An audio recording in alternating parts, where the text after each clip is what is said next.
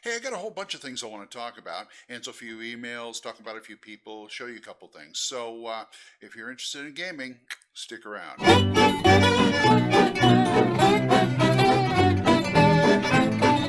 Hey, folks, old man Grognard back, and I'm sort of a grab bag full of stuff right now. I've kind of neglected my emails mainly because I had trouble with the the Gmail account, but I think I've straightened that out. So I've been looking through there, and I just want to answer a couple of them and tell you about a couple things I found, things like that.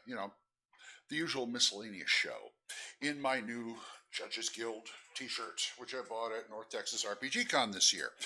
I don't usually buy T-shirts for myself at conventions, but I was so shocked that they actually had a 3XLT that I bought it. So, and it looks kind of good. Anyway, okay. I want to talk to Mojo. Hey, Mojo, Christopher Parker, how you doing?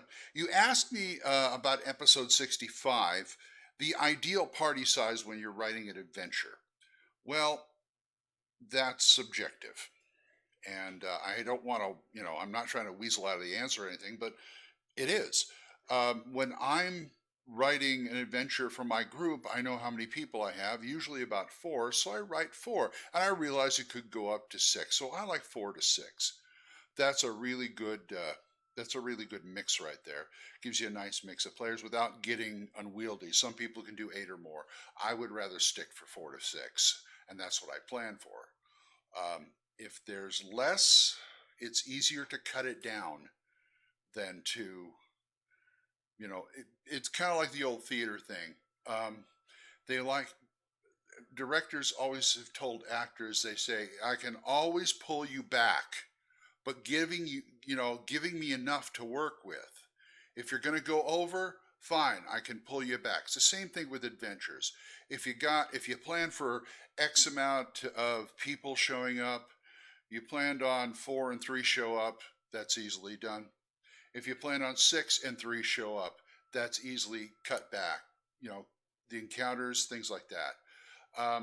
And as far as people go. So I hope that answered your question, Mojo.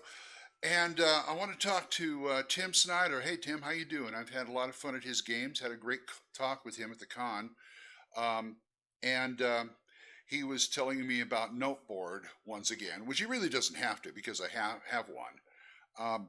That's a really neat little thing. It looks like that. That's the website, noteboard.com. And you can draw on it with dry erase or wet erase. It doesn't matter. And the size of it, actually, at first, when I first saw it, I had a problem with it because it's like the size. Well, let me show you the dimensions. This is the dimensions: 35 by 15, folds up to 5 by 3, which is an advantage. When I first got it, I'm going, this thing, it's like that wide and that long when it's folded out. But I found out it's perfect to just slip in your bag. I put it in my bag, my gaming bag, in case I have nothing else to use map wise. If I forgot my blue dungeon tiles, if I forgot my battle mat, or they don't have one or something, I've always got that to fall back on. And it's from noteboard.com. I think I paid about what was the price on those? I think it was like $10. I mean, it's really cheap. And if you're worried about the size, they're cheap enough by 2. But they're really handy to have. As you can see here, one side is blank, and one side has both graph and hexes overlaid, so you can use either one. It doesn't matter. And what's neat about this, I like theirs. Okay, I'll come right out. I like theirs, but on the website they will show you how to make your own out of 3x5 index cards.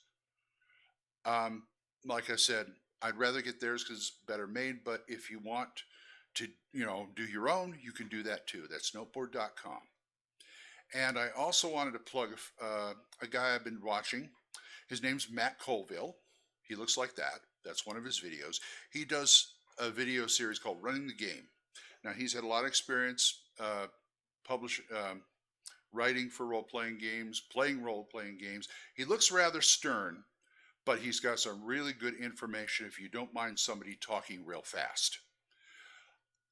Sometimes I do, but not him, because he's very, very articulate, and he doesn't do what I do, like this, when I'm thinking.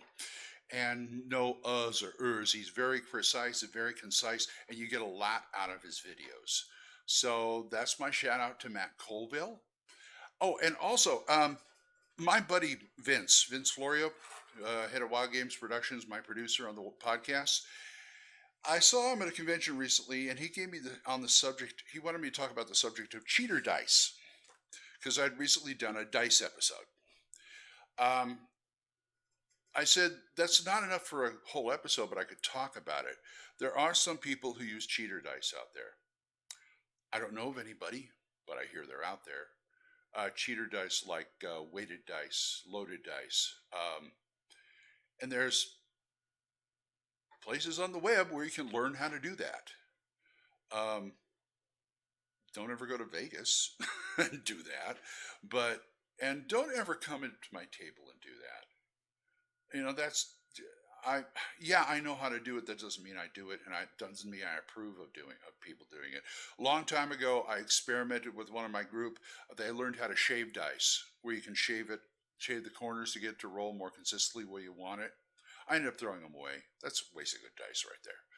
But if you're a player, don't do it. If you're a GM, don't allow it. You know, it's a very, very touchy subject I'm going to talk about. Cheater dice, as far as I'm concerned, have no place in gaming. But I've had players come back and say, well, the GM cheats all the time. That's a touchy subject, and I want to say that's not the same thing, but I know that doesn't wash with some people, and I don't really, I can't really give an answer to that because I know what I do as a GM. It even goes down into the realm of don't use a DM screen, roll out in the open. Well, I'm old school enough to say no. The DM comes up with the story, the players come up with the characters in the story. It is a communal tale telling at the table, and I truly believe that. But players who cheat at the table, I'm having a hard time condoning it behind the screen, although I feel it's necessary. And I don't want to sound like a hypocrite either, because I'm not being a hypocrite. I mean, DMs have been doing this for since the game was born. And the whole idea is if you cheat behind the screen, you cheat in favor of the players too. 9 times out of 10, if I'm fudging a die roll or something, it's to help them. Because I can see they're trying with might and main. If I see them, trying with might and main to, win in combat, finish the goal, whatever, I can go a little easy on them sometimes. But I'm not afraid to not do that. I'm not afraid to make it real hard for them, because I've learned in the GMing I've been doing over the years that if the players can take it, you should give it to them. And a lot of my players, they can take it. I look at their stats and stuff, and I never had a TPK, and the last few games I played, I've come real close to killing them, almost on the verge of death. So that means I'm doing something right, but that doesn't mean if once in a while they need a break, I'm not afraid to give it to them. I mean, I have control of the monsters and things like that. Everything they connect with, they can control over their characters. Their characters affect the way I tell the story. The way I tell the story affects what their characters do. That's what it's supposed to be, a give and take. And sometimes if you need to fudge it for the story's sake, for the entertainment sake, for entertainment of you and the players at the table, I would do it. So I really didn't need to get into that, but there it is. Anyway, if you got any questions or anything like that, get a hold of me at oldmangrognard@gmail.com. And until next time, see ya.